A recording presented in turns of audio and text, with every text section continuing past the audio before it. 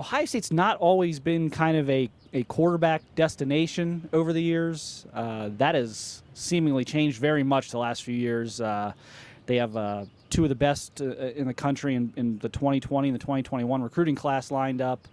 They had a lot of 2021 guys kind of knocking down the door to come on. You've been pretty complimentary of Ryan Day publicly. What have you noticed? Why do you think recruits are starting to flock to Ohio State as a quarterback destination? There's a very few number of college coaches that are going to put you in a position to excel, not only in the college game but to go on and play quarterback at the NFL level. And Ryan Day is one of the few of those guys that there is out there. He puts guys in the best position, and just like I talked about how Dwayne was prepared, coming off that summer, getting ready to go to his first season as a starter. He drills you. I mean, he was in there every day with those guys, meeting with them, and they're as prepared as anybody else. And when you talk to NFL teams about how good Dwayne did on the board, his presentations, day in and day out, when he went to those meetings and they started grilling him, it was as good as any quarterback they'd ever seen. And a lot of that goes to the preparation that Ryan Day puts in with these guys. He makes sure they're ready. He makes sure they have all the information necessary. And he makes sure he gives you answers. When a coach gives you answers and a way to kind of operate as a quarterback, these are the rules, these are answers. When they do this, here's this, here's this.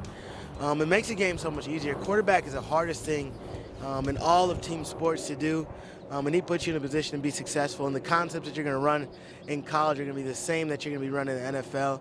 And that's because of his NFL background and pedigree. So I would always be happy if I found out that one of my guys is going to be going to Ohio State and playing for Ryan Day. I mean, look, there's a lot of egos involved with football, college football, coaches, and gurus and everything else. But Coach Day seems to embrace guys like you who are kind of independent of the process and are working with guys on the side. There doesn't seem to be an ego there where it's us versus them type of mentality. I mean, it sounds like you guys have had some communication, some dialogue back and forth. I mean, kind of how does that go with him? For sure, I'm in pretty consistent dialogue with Coach Day throughout the process. And more than anything, he's open to new ideas. And that's one of the reasons that I think he's so successful.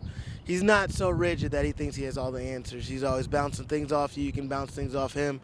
And he's always quick with a reply, inviting you into their camp or inviting you to practice so that you can see the things they're doing, invite you in a meeting so you can kind of see how they're coaching it up.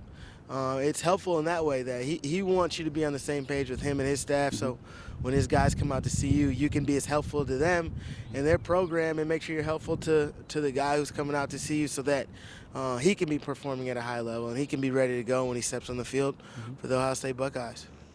Just kind of lastly, just kind of a broad question, but just get your take on the evolution of the quarterback position. It felt like, at least from my perspective with recruiting, it felt like the dual threat was kind of all the rage here for a while, but more so, you needed to have the legs. It seems like it's going back. I mean, I think everyone wants their quarterback to be able to move, but it seems like we're drifting back a little bit towards, okay, like we want you to have the legs, but you got to be able to throw the football. How have you seen any trends with that lately? For sure, there's a lot of guys who can run, and they're called running backs, right?